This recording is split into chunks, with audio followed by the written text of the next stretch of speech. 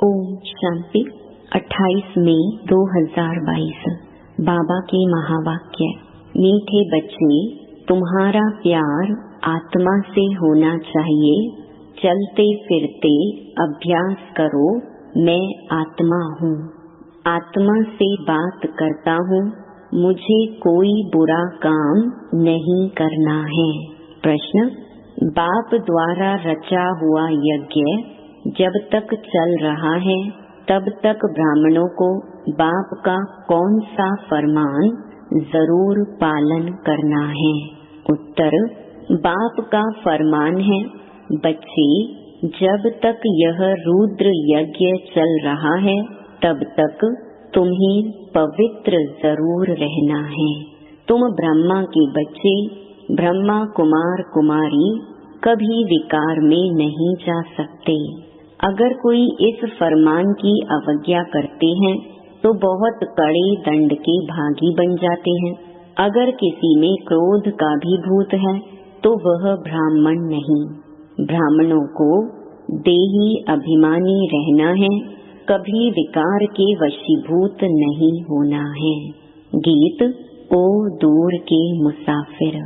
ओम शांति। दूर के मुसाफिर को तुम ब्राह्मणों के बिगर कोई भी मनुष्य मात्र जानते नहीं हैं। बुलाते हैं, हे परम धाम में निवास करने वाले परम पिता परमात्मा आओ। पिता कहते हैं, परंतु बुद्धि में नहीं आता है कि पिता का रूप क्या है, आत्मा क्या है। भल समझते हैं आत्मा भ्रकुटी के बीच सितारे समान रहती है, बस और कुछ नहीं जानते। हमारी आत्मा में 84 जन्मों का पाठ भरा हुआ है, इन बातों का कुछ भी ज्ञान नहीं है। आत्मा इस शरीर में कैसे प्रवेश करती है यह भी नहीं जानते हैं। जब अंदर चुरपुर होती है तब पता पड़ता है कि आत्मा ने प्रवेश किया। फिर जब परम पिता परमात्मा कहते हैं तो यह भी आत्मा ही पिता कहती है। आत्मा जानती है यह शरीर लौकिक पिता का है। हमारा बाप तो वह निराकार है। जरूर हमारा बाप भी हमारी जैसा बिंदी स्वरूप होगा। उनकी महिमा भी गाते हैं। मनुष्य सृष्टि का बीज रूप ज्ञान सागर पतित पावन है, परंतु कितना बड़ा व छोटा है यह सबकी बुद्धि में नहीं बैठता है। पहले तुम्हारी बुद्धि में भी नहीं था कि हमारी आत्मा क्या है।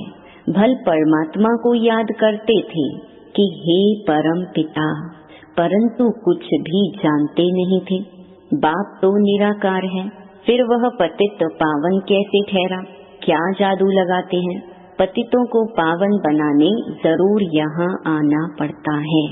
जैसे हमारी आत्मा भी शरीर में रहती है, वैसे बाप भी निराकार है, उनको भी जरूर शरीर में आना पड़े। तब तो शिवरात्रि अथवा शिव जयंती मनाते हैं, परंतु वह पावन कैसे आकर बनाते हैं यह कोई भी जानते नहीं है। इसलिए कह देते हैं सर्वव्यापी। प्रदर्शनी में अथवा कहाँ भी भाषण आदि करने जाओ तो पहले पहले बाप की ही पहचान देनी है, फिर आत्मा की। आत्मा तो भ्रकुटी के बीच रहती है, उसमें ही सारे संस्कार रहते हैं। शरीर तो खलास हो जाता है, जो कुछ करती है वह आत्मा ही करती है। शरीर के ऑर्गन्स आत्मा के आधार पर ही चलते हैं। आत्मा रात को अशरीरी हो जाती है। आत्मा ही कहती है, आज मैंने आराम बहुत अच्छा किया है, आज मुझे आराम नहीं आया, मैं इस शरीर द्वारा यह धंधा करता हूँ। यह तुम बच्चों को आदत पड़ जानी चाहिए। आत्मा ही सब कुछ करती है। आत्मा शरीर से निकल जाती है तो उनको मुर्दा कहा जाता है, कोई काम का नहीं रहता है। आत्मा निकलने से शरीर में जैसे बांस हो जाती है। शरीर को जाकर जलाते हैं तो तुम्हारा आत्मा के साथ ही प्यार है। तुम बच्चों को यह शुद्ध अभिमान होना चाहिए कि मैं आत्मा हूँ। पूरा आत्म अभिमानी बनना है। मेहनत सारी इसमें ही है। मुझ आत्मा को इन ऑर्गन्स द्वारा कोई भी बुरा काम नहीं करना चाहिए, नहीं तो सजा खानी पड़ेगी। भोगना भी तब भोगी जाती है जब आत्मा को शरीर है। बिगर शरीर आत्मा दुख भोग न सके, तो पहले आत्म अभिमानी फिर परमात्मा अभिमानी बनना है। मैं परमपिता परमात्मा की संतान हूँ कहते भी हैं कि परमात्मा ने हमको पैदा किया है, वह रचयिता है, परंतु वह रचता कैसे है कोई भी नहीं जानते हैं। अभी तुम जानते हो कि परमपिता परमात्मा नई दुनिया की कैसे स्थापना करते हैं। पुरानी दुनिया में रहते हैं, देखो कैसी युक्ति है। उन्होंने तो प्रलय दिखा दी। कहते हैं पीपल के पत्ते पर एक बालक आया, फिर बालकी तो दिखाते नहीं, इसको कहा जाता है अज्ञान। कहते हैं भगवान ने शास्त्र बनाई, व्यास भगवान तो हो न सके, भगवान शास्त्र बैठ लिखते हैं क्या? उनके लिए तो गाया हुआ है, वह सब शास्त्रों का सार समझाते हैं। बाकी इन वेद शास्त्र पढ़ने से कोई का कल्याण नहीं हो सकता। समझो ब्रह्म ज्ञानी है, समझते हैं ब्रह्म में लीन हो जाएंगे। ब्रह्म तो महतत्व है, आत्माएं वहाँ रहती हैं। यह ना जानने कारण जो आता है सो बोलते रहते हैं, और मनुष्य भी सत सत करते रहते हैं। बहुत ही हठ योग प्राणायाम आदि करते हैं, तुम तो कर ना सको। तुम नाजुक कन्याओं माताओं को क्या तकलीफ देंगे? पहले तो माताएं राज विद्या भी नहीं पढ़ती थी, थोड़ी सी भाषा सीखने के लिए स्कूल में भेजा जाता था, बाकी नौकरी तो करनी नहीं है। अभी तो माताओं को पढ़ना पड़ता है। कमाई करने वाला ना हो तो अपने पैरों पर खड़ी हो सके, भीख ना लेनी पड़े, नहीं तो कायदे अनुसार बच्चियों को घर का काम सिखाया जाता है। अब तो बैरिस्ट्री डॉक्टरी आदि सीखती रहती हैं। यहाँ तो तुमको और कुछ करना नहीं है, सिर्फ पहले पहले कोई को भी बाप का परिचय देना है। निराकार को तो सभी शिव बाबा कहते हैं, परंतु उनका रूप क्या है कोई भी जानते नहीं है। ब्रह्म तो तत्व है, जैसे यह आकाश कितना बड़ा है अंत नहीं पा सकते, वैसे ब्रह्म तत्व का भी अंत नहीं है। उनके अंश मात्र में हम आत्माएं रहती हैं, बाकी तो पोलार ही पोलार है। सागर भी अथाह है, चलते जाओ, पोलार का भी अंत नहीं पा सकते। कोशिश करते हैं ऊपर जाने की, परंतु जाते जाते उनका सामान ही खुट जाता है। वैसे ही महतत्व भी बहुत बड़ा है, वहाँ जाकर कुछ ढूंढने की दरकार नहीं है। वहाँ आत्माओं को यह विचार करने की भी दरकार नहीं। ढूंढने से फायदा ही क्या होगा? समझो स्टार्ट में जाकर दुनिया ढूंढते हैं, परंतु फायदा ही क्या है? वहाँ कोई बाप को पाने का रास्ता नहीं है।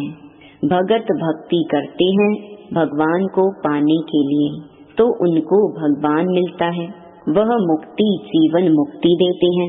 ढूंढना भगवान को होता है, ना कि पोलार को, जहाँ से कुछ मिलता नहीं।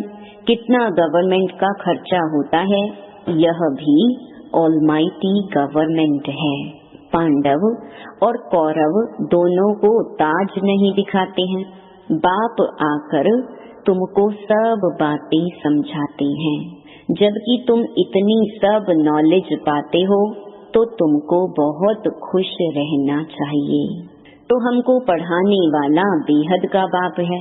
तुम्हारी आत्मा कहती है हम पहले सो देवी देवता थे, बहुत सुखी थे, पुण्य आत्मा थे।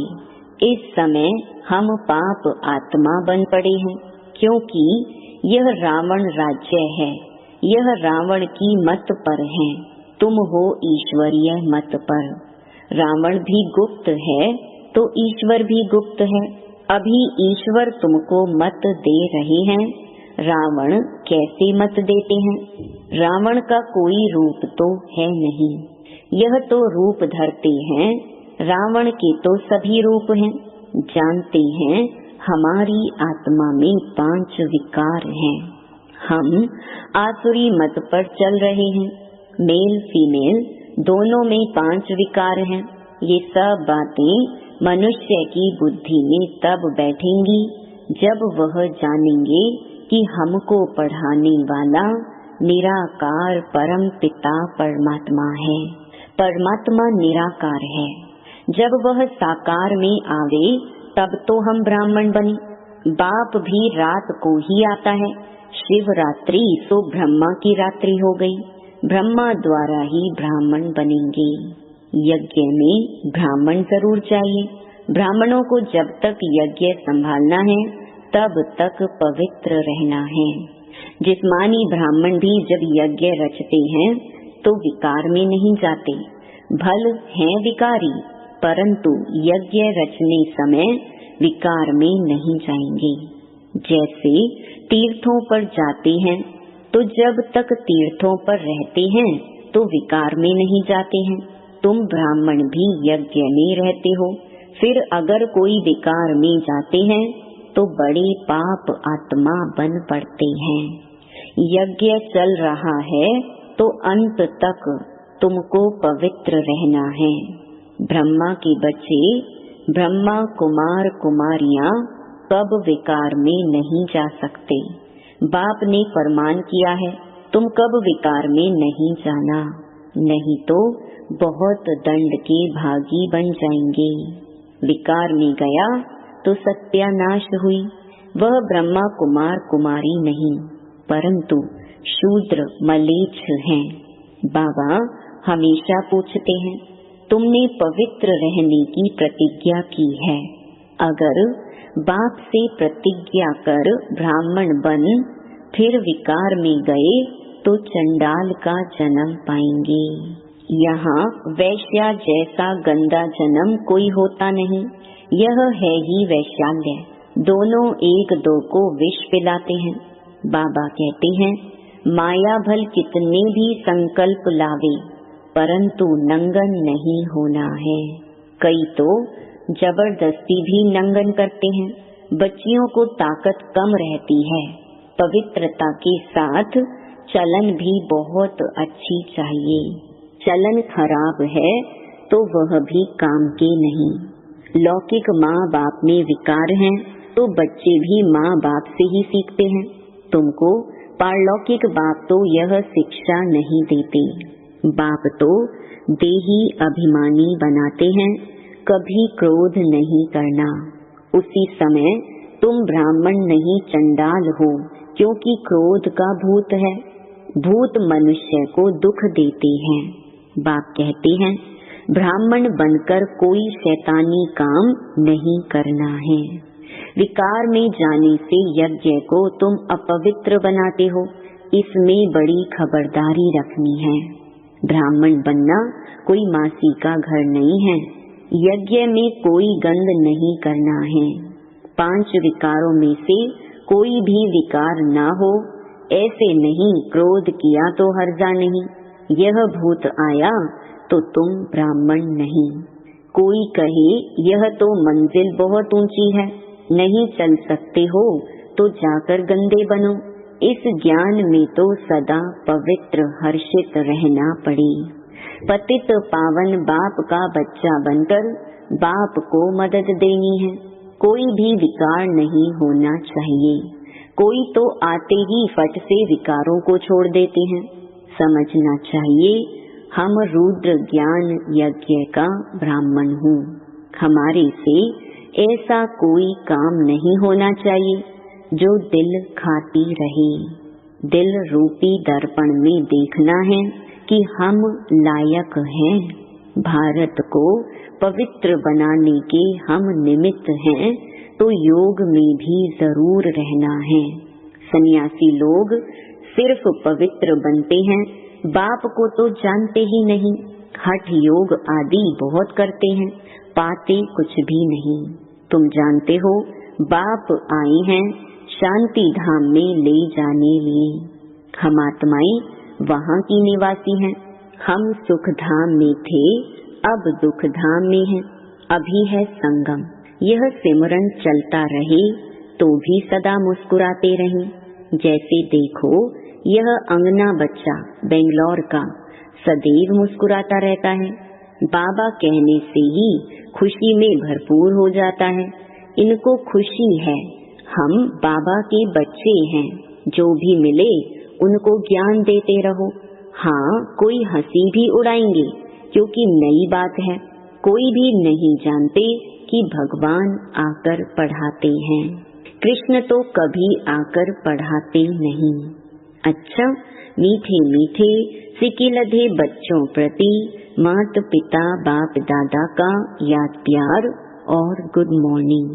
रूहानी बाप की रूहानी बच्चों को नमस्ते। धारणा के लिए मुख्य सार।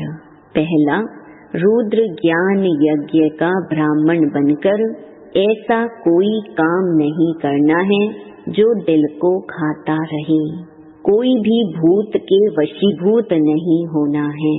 दूसरा, पतित पावन बाप का पूरा मददगार बनने के लिए सदा पवित्र और हर्षित रहना है। ज्ञान का सिमरण कर मुस्कुराते रहना है।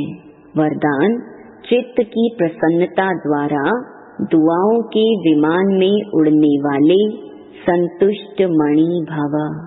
संतुष्ट मणि उन्हें कहा जाता जो स्वयं से, सेवा से और सर्व से संतुष्ट हो। तपस्या द्वारा संतुष्टता रूपी फल प्राप्त कर लेना, यही तपस्या की सिद्धि है। संतुष्ट मणि वह है जिसका चित्त सदा प्रसन्न हो। प्रसन्नता अर्थात दिल दिमाग सदा आराम में हो, सुख चैन की स्थिति में हो। ऐसी संतुष्ट मणियां स्वयं को सर्व की दुआओं के विमान में उड़ता हुआ अनुभव करेंगी। स्लोगन, सच्चे दिल से दाता विधाता वरदाता को राजी करने वाले ही रूहानी मौज में रहते हैं। ओम शांति।